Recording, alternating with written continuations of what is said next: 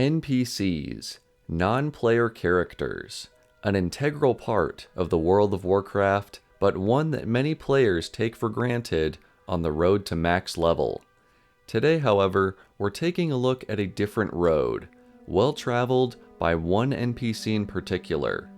Enter Antonio Perelli, a traveling salesman who you may recognize if you've spent much time leveling a human. Perelli is one of my favorite NPCs in all of classic WoW, mostly because of his unique journey through the human lands. While most NPCs are confined to a single location or otherwise patrol in a very localized setting, Perelli has gone above and beyond in seeking out new destinations, and is undoubtedly one of the most adventurous characters in the game's history. This is his journey. Starting out in the relatively tame Elwynn Forest, Perelli visits the iconic hamlet of Goldshire, where he stops by the Lion's Pride Inn. For one reason or another, I have never noticed him go outside of Elwynn before, and as soon as I found out about his unusual adventure, I knew I wanted to make a video documenting it. After departing Goldshire, the sales route takes us west. Beyond the forest's edge, Perelli passes through the dry plains of Westfall, even taking the time to visit the trading post and the unfinished inn at Sentinel Hill for a quick break. If he's been doing this for a while, I'd wager the journey once took him past the town of Moonbrook, now overrun with Defias bandits. The blazing summer heat doesn't last long as Perelli makes his way south, then over a dilapidated, covered bridge into Duskwood, the darkened forest. Here is revealed the purpose for carrying a torch on the road. The spooky scenery doesn't seem to concern our salesman as he continues on his path and eventually reaches the town of Darkshire. Continuing with his process, Perelli stops inside the Scarlet Raven Tavern, offering his wares to the few patrons by the hearth. A nearby detail that I've never noticed is the entrance to the town, where the engraved arch actually spells out the name Darkshire.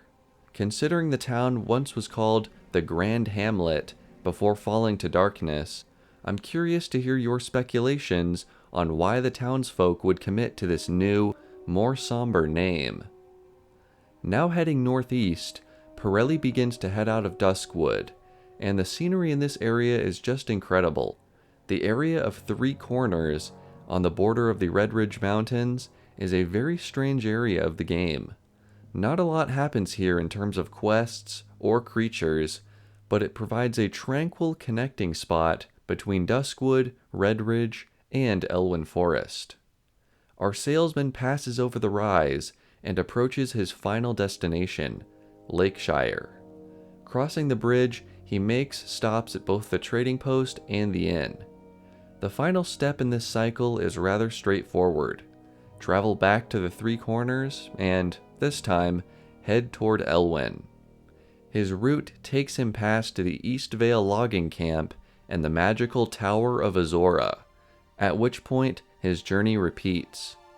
The entire trip, assuming nobody talks with him, takes almost exactly 75 minutes. A rather sizable journey for an NPC, as I've previously mentioned. Speaking of talking with him, what is this salesman actually selling? Well, despite some common herbs and alchemy supplies taking up his first vendor page, Perelli also seems quite comfortable dealing in uncommon weapons and armor, though how he came by these items is unknown. His hairstyle, fabulous, and his facial hair, duelist, may be a secret clue, or a complete coincidence related to this mystery. After figuring this out, my rogue just had to try it on.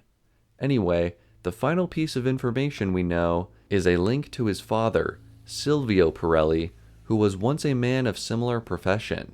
He can be found in Wrath of the Lich King, in the time travel version of Stratholme, peddling his supplies, but it is unknown if he survived the plague in Lordaeron. Either way, Antonio now continues the family business, maybe now concealing a few skills to defend himself while on the road. So, Apart from the hair, the interesting items, and the road trip, why is this random NPC one of my favorites in the entire game? Well, because Antonio Perelli isn't all that random. Somebody, however long ago, maybe 20 years ago by this point, took the time to give him those items, to code hundreds of waypoints for him to follow on his journey, all on the off chance that players would come across him to make the world feel a little more alive. Antonio Perelli is a great NPC because he represents exactly what makes classic WoW magical, and I think that deserves to be recognized. Thank you all so much for watching, and until next time, may the Force be with you.